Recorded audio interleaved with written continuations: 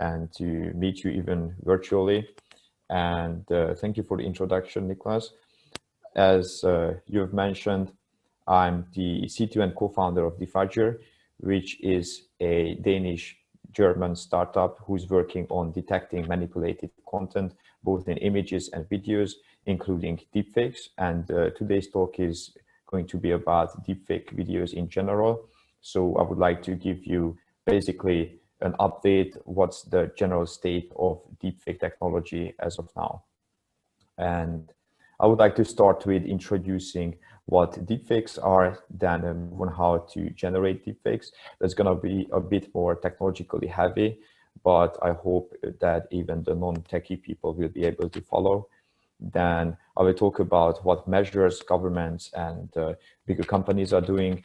Then I will introduce what Deepfakes is doing against deepfakes, and then I will touch upon the future of deepfakes as we see it. So let's start. Fake news and misinformation is not a recent phenomenon. It's been around for quite some time. And I think everybody remembers the big scandal around fake news in 2016 around the US elections and how much of a trouble it caused. And just imagine that now the same people can use ever more advanced technology. So now it's coupled with AI synthesized content, and it's possible to generate the misleading information automatically. And also it's possible to share them on social media right away, where they can be shared with thousands or even millions of people. And it has happened in the past, and it's going to happen in the future as well. And about the timing, it's not surprising that deepfakes have appeared. Deepfakes are basically a branch of deep learning, especially generative networks. And as all other deep learning based technologies are developing right now, is because there has been a big push in the computational tools. So you can see the exponential graph here, how the computational power has increased over the last decade. And this gave the basis for the AI algorithms to develop that require lots of data. And deepfakes are basically manipulated synthetic audiovisual content. They range from simple Photoshops to audio files and full body puppetry. People use the term to describe different technologies. And there's a disambiguity even in the research community regarding the naming, since it's an emerging technology. So probably in the future, they will be categorized into different names, but there are different types, and they differ based on the difficulty, how difficult it is to create them, and also how dangerous they can be for the society. So let's say cheap fakes are just videos that are slowed down or manipulated without any advanced technologies. They can be very dangerous, but they are not that difficult to make. On the other hand, deep video portraits are videos where the facial expressions of a person are changed according to another video, and they can really, how to say, like they're very dangerous for the society, because if you see a famous person telling something, you might believe it even though it's coming from an untrusted source. Moving on to the generation, as I've mentioned, deepfake videos are generated using generative models. And on the left-hand side, you can see how one of the previously mentioned face swaps are created. Here, the idea is that there are two faces, and we want to take the facial expressions of one person and put it on the second person while keeping the facial features of the second person or the facial texture of the second person. And it can be done using the most basic generative model, an autoencoder. An autoencoder is made up of two parts, an encoder and a decoder, where each of them are neural networks, and the encoder is responsible for basically compressing the input image. So there's a dimensionality reduction, and the image is expressed in a much lower in a much lower dimensional space, so-called latent space. So it basically has a vector representation. And then the task of the decoder is to map from this low-level representation and create an image that's as close to the original image as possible. And during training, the difference between the original face and the reconstructed face is minimized. So given enough data, meaning images, facial images, and a good neural network architecture, it's possible to really minimize this difference and get back the original face. Now, the trick to make a deepfake is to train two autoencoders parallel, where they share the encoder part. So we have the source image, the face A, and the target image, the face B. They share the same encoder, so their facial expressions are saved to the same parts of the latent space, but they have their own respective decoders that include information about their facial features and their own style. So during training, the encoders are shared, but the decoders are kept separate.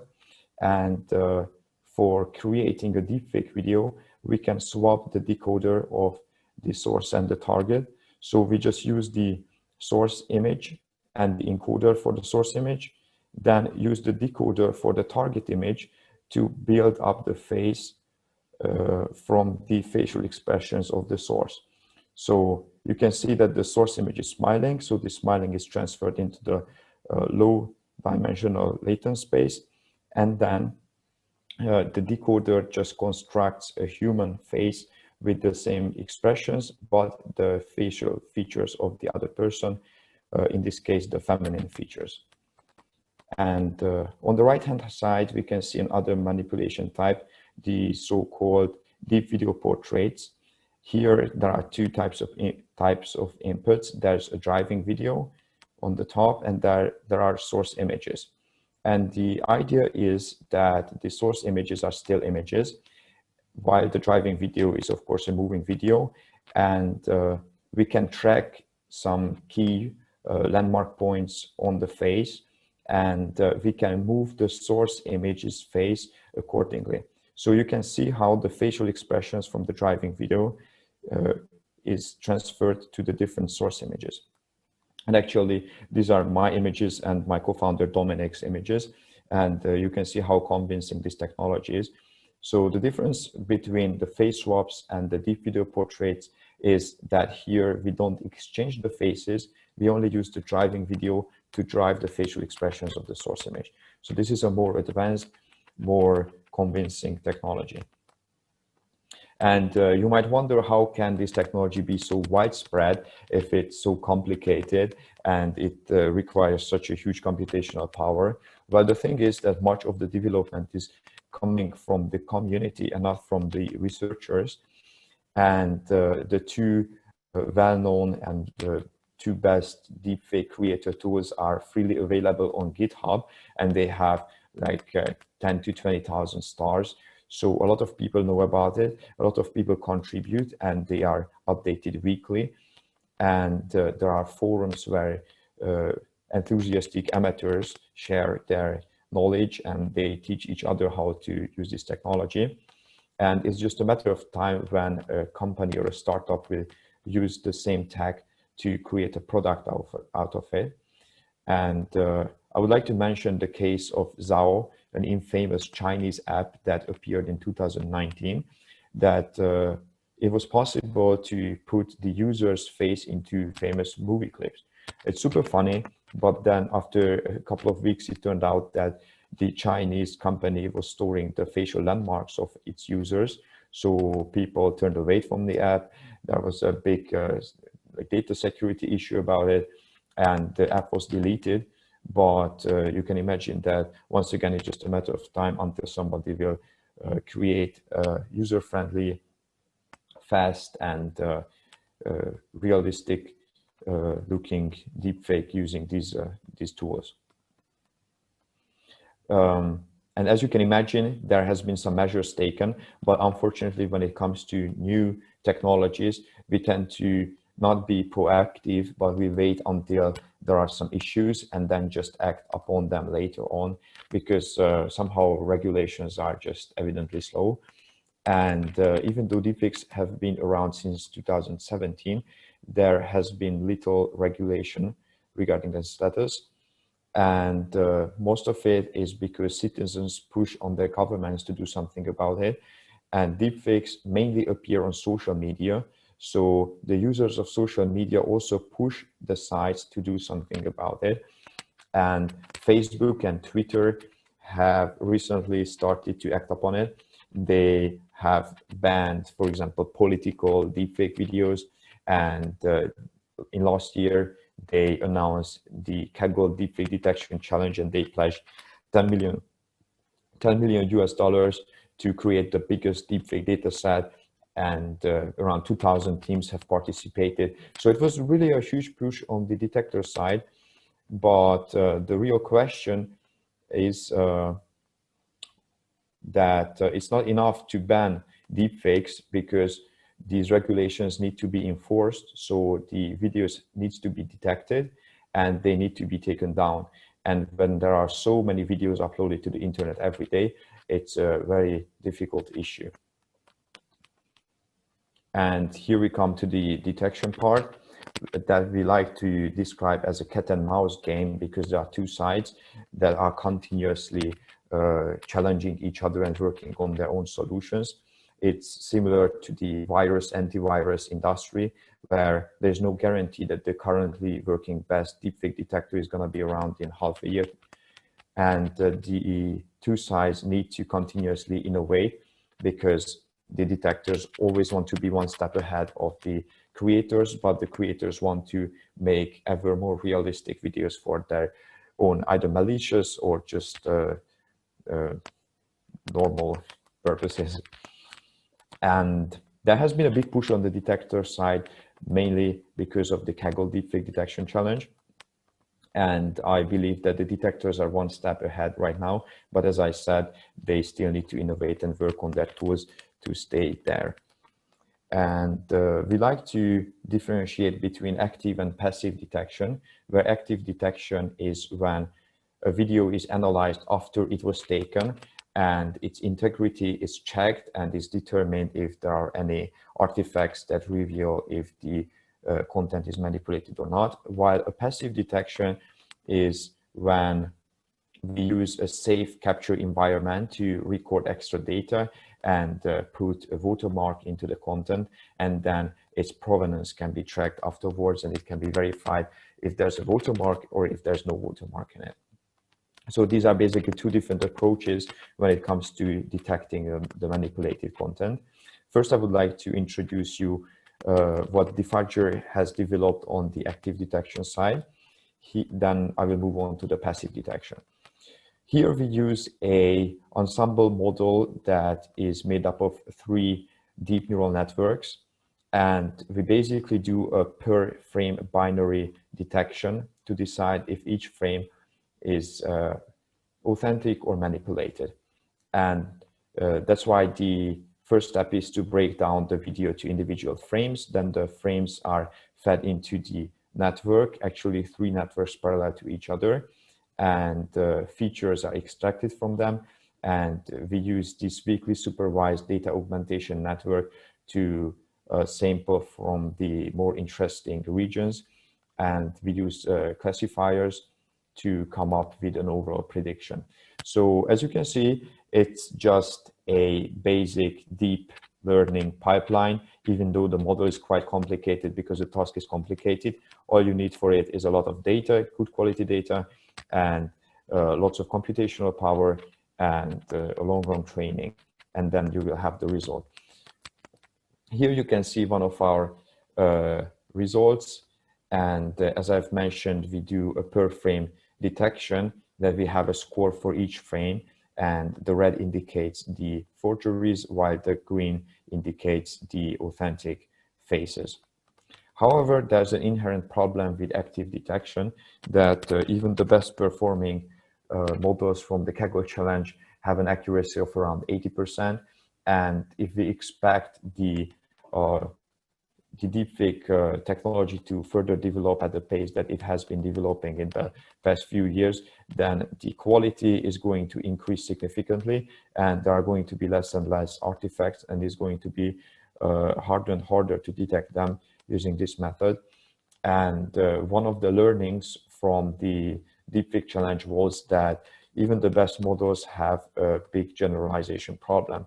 They might work well for one type of forgeries, but not for others. And as I have mentioned earlier, there are just so many different diverse types of manipulations that it's gonna be a very challenging task to come up with a one-stop overall solution. On the other hand, passive detection might solve this problem if we are able to track the content from the moment it has been created. Here we are developing a solution to have this safe capture environment on the phone application that validates the location, the time, the device, the user, and the content that has been recorded. Then we can additionally optionally run the detection algorithms on it if they are necessary. And unique hashes are extracted from the content, and they are stored along with some watermarks on a blockchain database. And that means that later on they can be checked back anytime if the content has been recorded in this safe capture environment or not.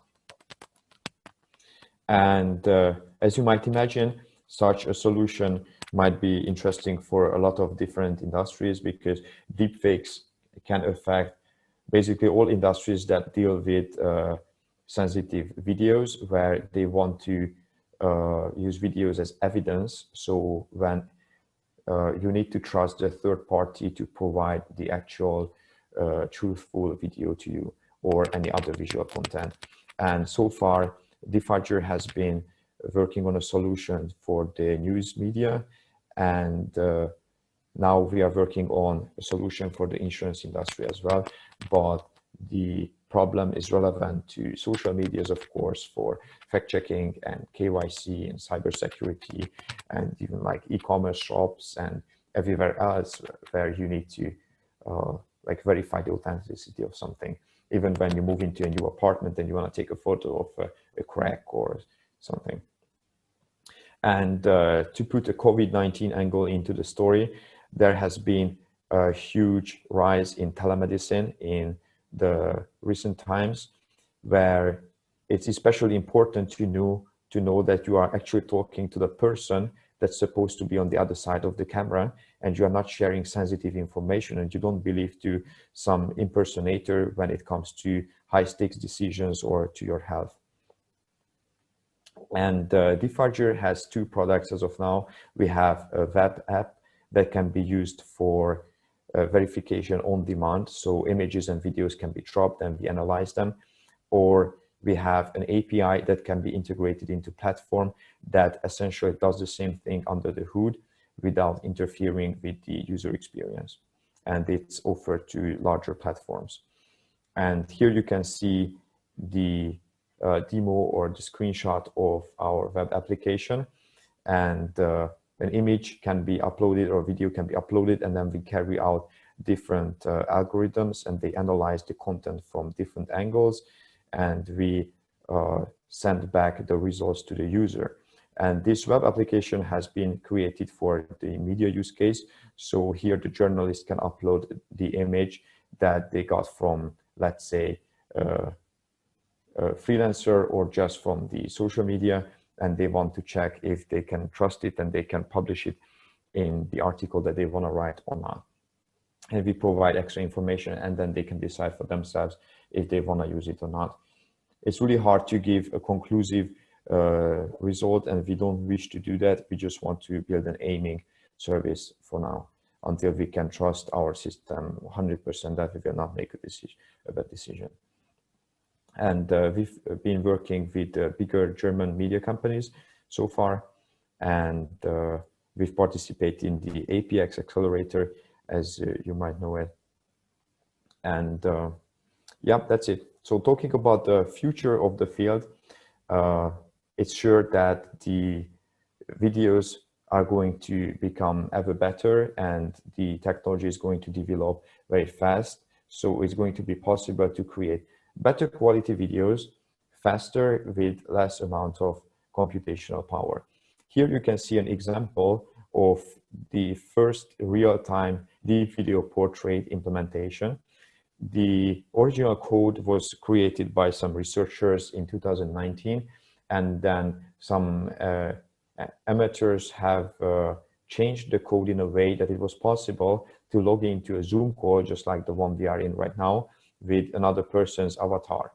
So here you can see an example of somebody using Elon Musk's photo to enter a Zoom call. It sounds crazy, right?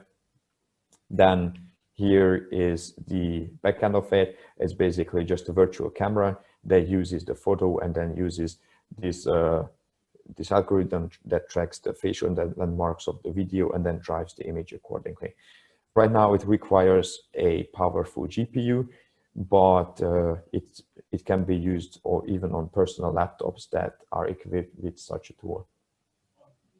Then I also have to mention the beneficial use of deepfakes, because so far I've only been talking about the negative ones, but many believe that the technology is so it cannot be banned. First of all, it will stay around, and we should rather focus on how we can use it for our own benefits. And probably the most obvious use case is in the entertainment industry, where it can replace some of the CGI. Here you can see an example of one of the newer Star Wars movies, and on the top there is the original shot that was used with CGI. Probably they spent thousands of dollars on that, and on the bottom here's a deepfake that could have been done just within a few days with an expert who knows how to handle deepfake videos.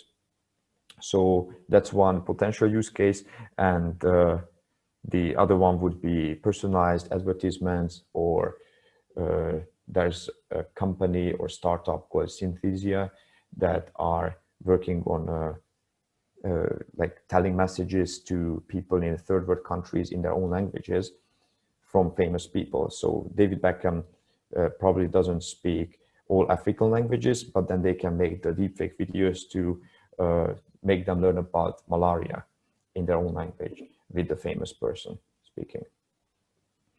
And another thing is that education is very important, because detection doesn't work 100% right now.